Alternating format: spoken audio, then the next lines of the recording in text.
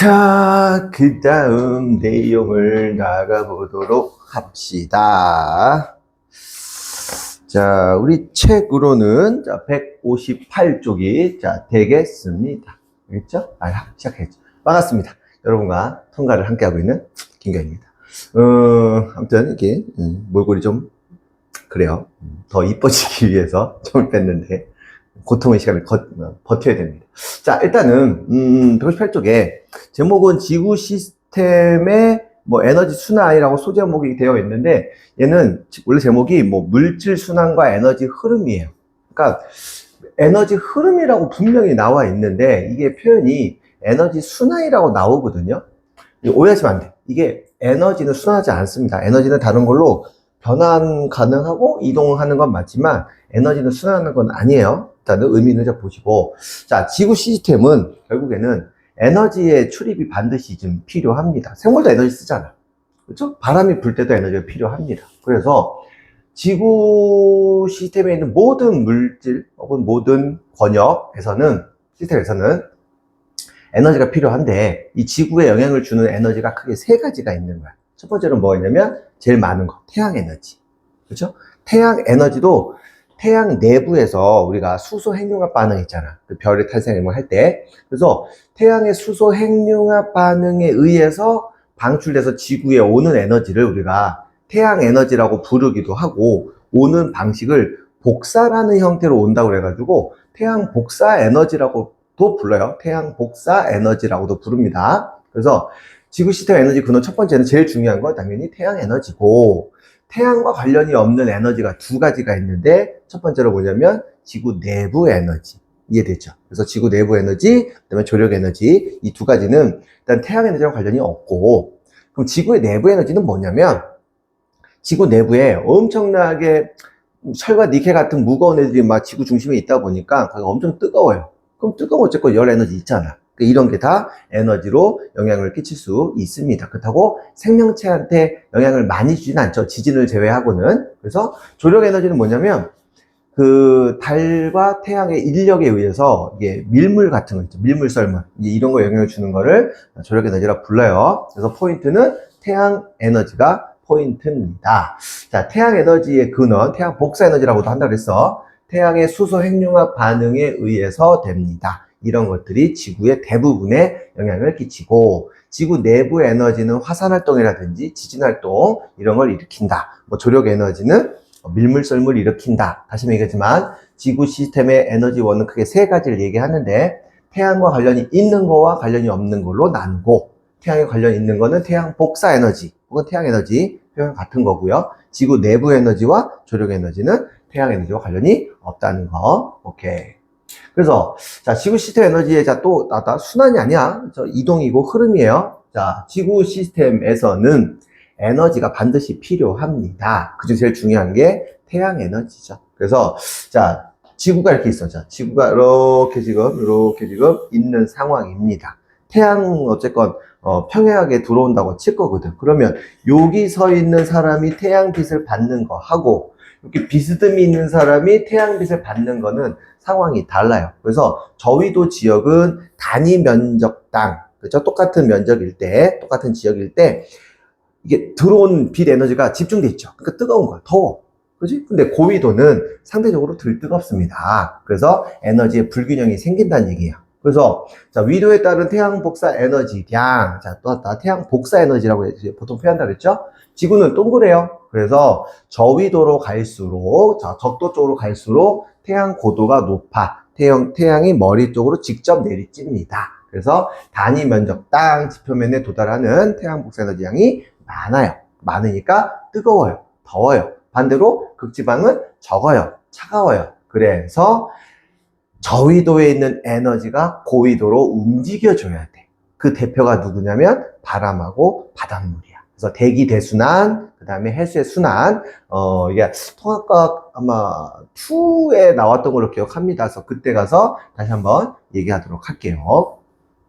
자, 그래서 위도별 에너지 불균형이 생길 수밖에 없어. 그래서 다시 한번 확인을 해봅시다.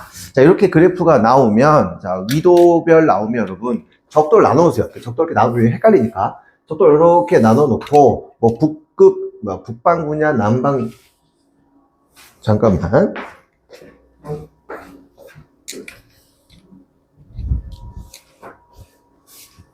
오케이. 자, 북반구냐, 남반구냐, 이렇게 우리가, 자, 구분을 좀 해서, 생각을 해주시면 됩니다. 핸드폰을 찍다 보니까 핸드폰이 화질이 제일 좋거든. 그지?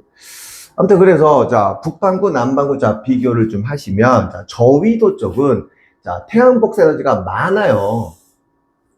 많습니다. 그쵸? 그러면, 지구 복사 에너지는 뭐냐면, 방출하는 에너지 양을 얘기하는 거야. 그럼 방출하는 에너지 양을 비교하시면, 고위도는 많고요, 저위도는 적습니다. 그러다 보니 저위도는 에너지가 넘쳐, 고위도는 에너지가 부족해. 그럼 넘치는 에너지를 부족한 대로 보내줘야 돼. 뭘로 보내준다고? 바람하고 바닷물, 대기와 해수로 우리가 보내줘야 됩니다. 자, 저위도는 에너지가 넘쳐요. 왜요? 자, 들어오는 양보다 나가는 양이 많으니까. 반대로 고위도는 에너지가 부족한 상태네. 들어오는 양보다 나가는 양이 더 많기 때문에 그래요. 그래서 지구에 에너지 불균형이 생길 수밖에 없기 때문에 반드시 바람, 대기, 바닷물 얘네들이 뭐 하냐면 순환이라는 걸 통해서 최대한 불균형을 줄여주려고 노력을 해야 됩니다. 그래서 전체적으로는 지구의 연평균 기온이 거의 일정해. 그래서 전체적으로는 에너지 평형 상태를 유지할 수 있습니다. 이렇게 보시는 게 맞는 거예요. 이해할 수 있겠죠?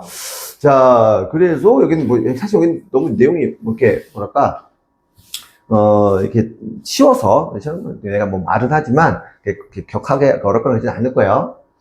자, 그래서 이제, 아까 에너지는 여러분, 내가 순환한다고 보통 표현을 하지만, 실제 순환이 아니라, 이동하는 게 맞아요. 그렇죠? 만약에 문제에서 에너지가 순환한다, 라는 말이 나오면, 무조건 틀리다고 체크해야 돼. 그렇죠? 이거는 문제가 많아. 그래서 대신, 에너지는 순환하지 않죠. 에너지는 이동하지만 물질은 이동하고 순환할 수 있어. 그렇죠? 그래서 첫 번째로 뭘 배우냐면 물의 순환부터 배울 겁니다. 자, 물이 왜 움직여요? 물이 움직이는 근원이 뭡니까? 그러면 무조건 태양 복사 에너지야. 태양 복사 에너지. 왜? 그림 보시면 바다에 있어. 바다에 있는 물이 태양 에너지에 의해서 증발되죠.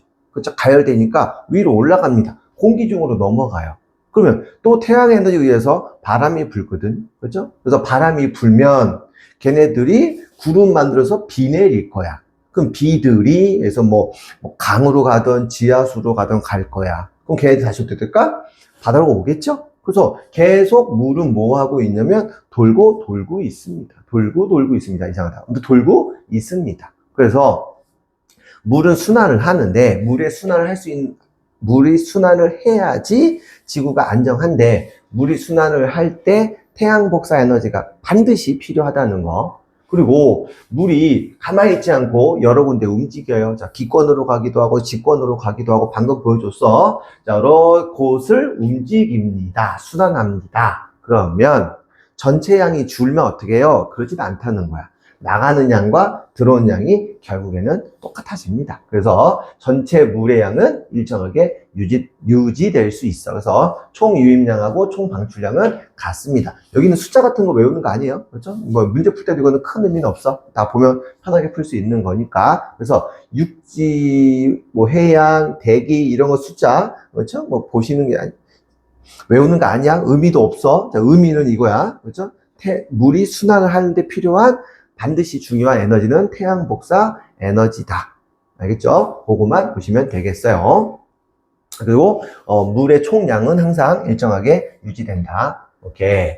자, 물의 순환 과정의 특징을 살짝 확인할까요? 자, 물이 움직여요. 순환하면서 어떤 지역의 기후라든지 여러 가지 생물들의 큰 변화를 생기기도 하고 지형에 따라서 물의 양은 다르게 나타날 수도 있지만 총량은 같아요.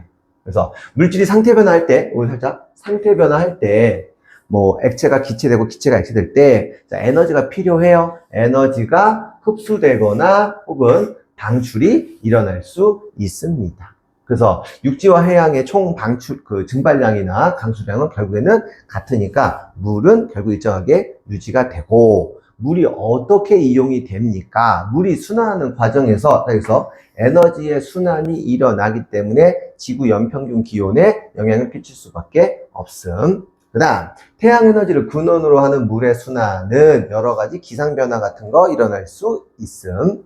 자, 육지에서 바다로 유출되는 물들이 여러 가지 직권을 변화시킬 수도 있음. 그러니까 아까 얘기했던 게 뭐 그거잖아. 직권이 수권한테, 수권이 직권한테 서로 영향을 끼쳤죠? 상호작용 했죠? 그때 물도 관여한다라는 거예요. 알겠습니까? 네. 어려운 내용 아닙니다. 그래서 요거까지는 자, 어려운 내용은 아닌데 이 다음 내용이 살짝 어려울 수도 있어. 이 다음 내용이 뭐냐면 바로 자, 이겁니다. 자, 탄소의 순환이야. 이 탄소는 조금 애들이 어렵게 느껴지는 것 같더라고. 자, 생명체에서 주성분이 탄소예요. 그렇죠? 그럼 우리가 알고 있는 생명체라는 거는 사람도 생명체지만 나무도 생명체야. 근데 웃긴 건 걔네가 호흡을 하면서 이산화탄소를 내뿜어요. 그러니까 탄소는 항상 관여를 하고 있단 말이야. 그래서 지구에 탄소가 들어있는 물질들이 되게 많아. 종류가 많아. 그래서 탄소들은 가만히 있지 않고 계속 움직인다. 순환한다. 그때 누구가 필요하다? 태양 복사 에너지가 필요한 거야. 자, 탄소 순환을 일으키는 주된 에너지는 다시 한번 얘기하지만 태양 에너지가 반드시 필요합니다. 소량이긴 하지만 지구 내부 에너지도 필요해요. 왜냐하면 화산 폭발 같은 경우는 태양 에너지와 관련이 없으니까.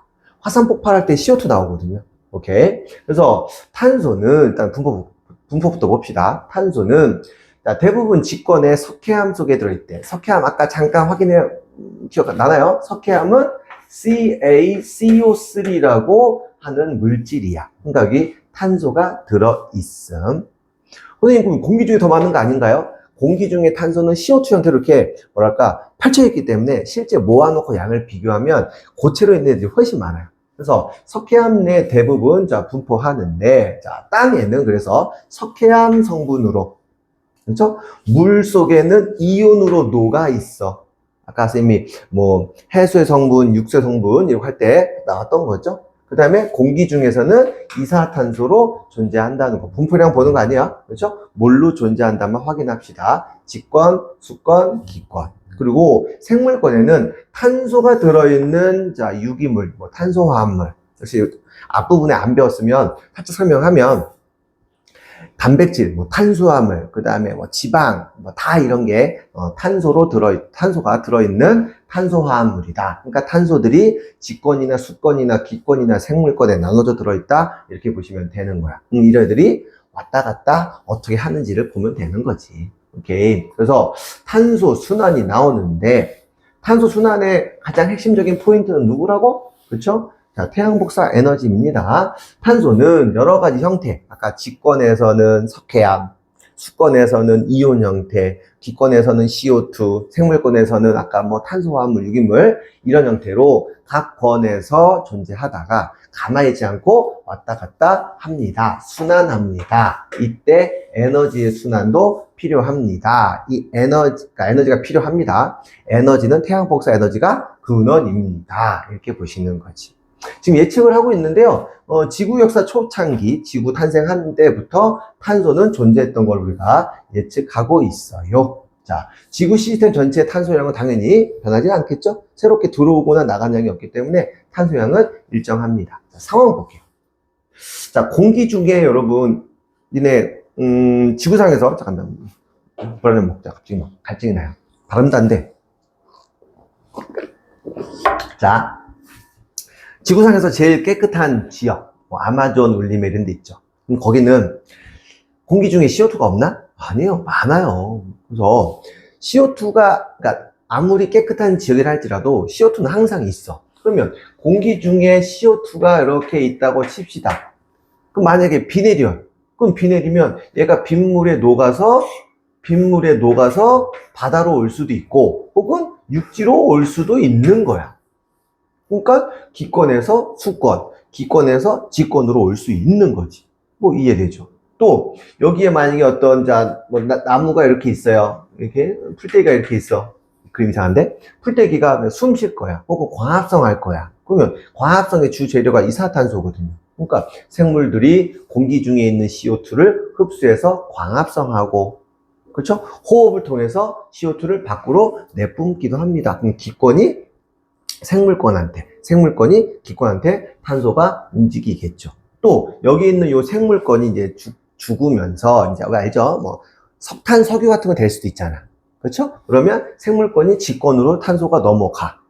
그러면 그런 애들은 이제 불태워. 그 불태우면 우리가 연료로 쓰는 거죠. 연료로 쓰게 되면 다시 공기 중으로 CO2로 나가. 뭐 이런 거는 당연히 되는 거고, 또 화산 불출 같은 경우도 화산 폭발하면서 이산탄소 발생할 수 있으니까 탄소들은 계속 움직이고 있습니다. 니네가 볼 건 뭐냐면 딱 상황 보고 어디서 어디로 움직였구나, 뭐에서 뭘로 움직였구나, 이렇게 해석만 할 수 있으면 돼. 외우는 게 아니야. 해석만 할 수 있으면 되는 거니까 탄소 순환한다. 더 중요한 거, 탄소 순환의 에너지 근원은 누구다?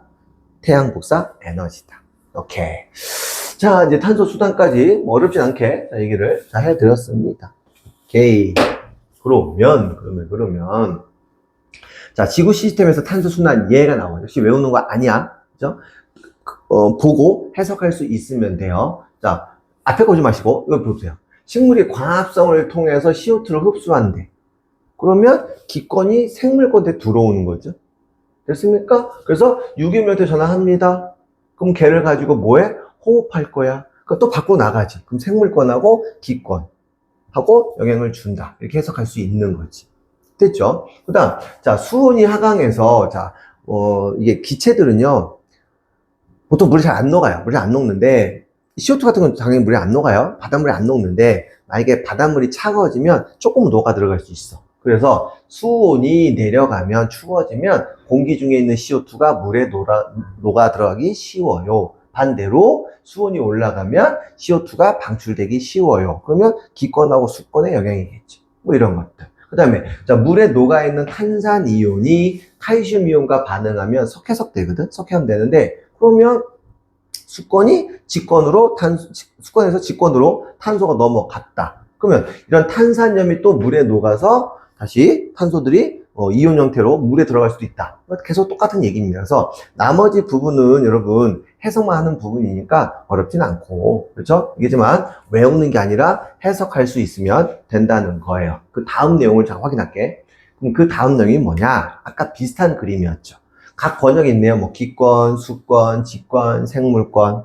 그렇죠? 서로 상호작용 하듯이 에너지가 왔다 갔다 할 수 있고, 물도 왔다 갔다 할 수도 있고, 탄소도 왔다 갔다 할 수 있는 거를 다시 한번 보여드린 겁니다. 자, 내가 지금 얘기한 게 어느 책이냐면, 아무 생각 없이 넘어가다 보니까 160쪽 왼쪽에 참고하기 내용이네요. 그래서 이런 탄소들이 결국 수단하고 있습니다. 보시면 되겠고, 그런데 문제가 이거야.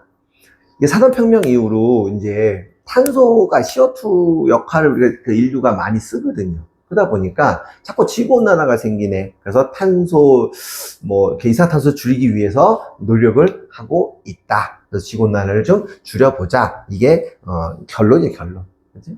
그래서 우리가 중간 과정까지만 이해하시면 되는 거라서 어렵지 않게 할 수 있을 거고, 그 나머지 내용은 161쪽부터 빈칸 채우기 문제니까 천천히 문제를 풀고 나머지 문제 풀면 됩니다. 이해할 수 있겠죠? 오케이. 고양 친구들은요, 이 뒤에 이제 물리 파트 문제풀이를 한번 하려고 하거든. 그래서 고양 친구들 같은 경우는 우리 교재에 쭉 넘어가면 그 12페이지라고 되어 있는 51번부터 물리 파트 계산 문제 좀 연습을 좀 시키려고 문제풀이를 좀 하려고 할 거니까 다음 강의에서는요, 그거 꼭 문제를 좀 풀어. 이제 문제 풀고 채점까지 다 하고 다음 강의를 보시면 돼요. 문제 다 풀어줄 건 아니고 거기 있는 계산 문제만 천천히 같이 풀어보도록 할 겁니다. 알겠습니까? 지구 시스템 이렇게 정리하도록 할게요. 오케이.